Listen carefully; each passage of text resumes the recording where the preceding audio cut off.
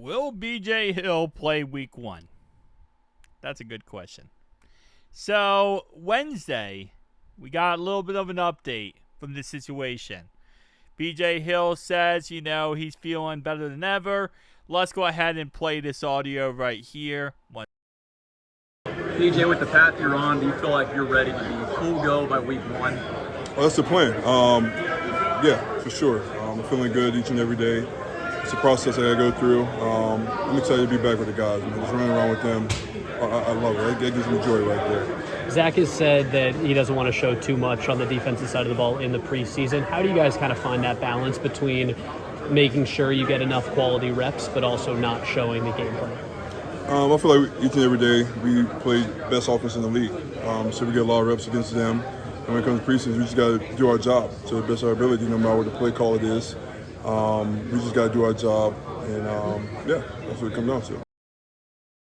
So obviously, this might be another reason why Hornacross III was actually getting first-team reps a couple passes ago, is because BJ Hill might not be ready for week 1. Which, if he's not, it is what it is. At the end of the day, he's going to come back when he's healthy, but it's one of those situations where, preseason injuries, man, is not for the faint of heart. That's all I'll say about this. Obviously, going into, the whole mini camp and going into the intro of training camp, he was in a walking boot. There was stuff about him. Now, of course, he's still not 100%, which is frustrating, but it is what it is at the end of the day. It's the next man up mentality. Will he play week 1? If he's practicing now and he's getting back to practice, and let's say, hypothetically speaking, he continues to do that moving forward, yeah, I don't see why there wouldn't be really a issue at all. Now, it's weird because this is what always happens. This situation started as, it's just precautionary. It's precautionary. That's why he's in a boot. It's precautionary. And whenever you hear that term, I always feel like it actually is worse than, we think it is, because it's the team not trying to, reveal too much information.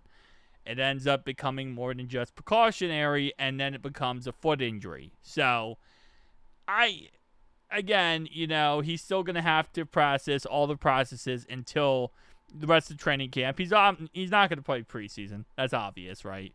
With this foot injury, he's not playing.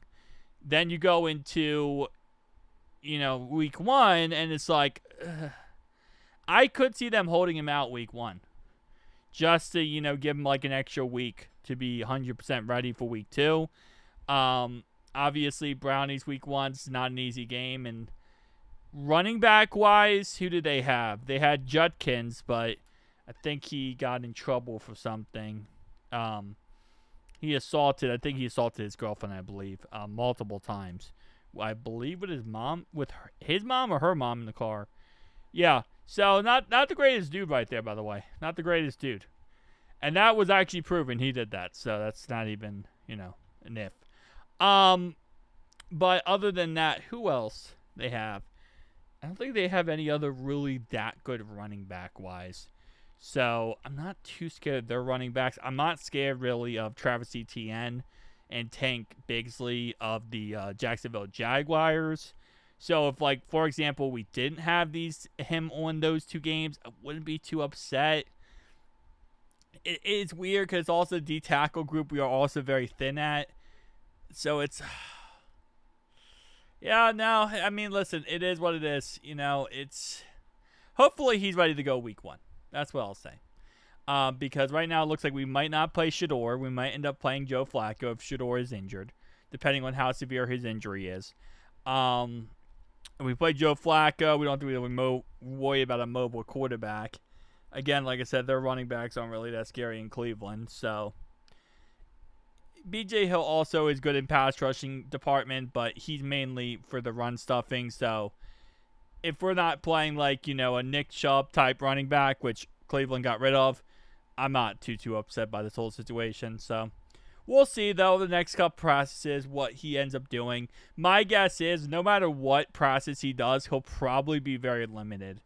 I don't expect him to do a full practice anytime soon, especially because it's just not worth it. It's just not worth him re-injuring himself and having any issue. But yeah, it's the animosity. It's the crap we deal with during the offseason, boys, that makes us stronger for the season. People say, how do you watch Bengals football and deal with all this? This is the stuff that kind of molds you into being, dealing with all the other stuff.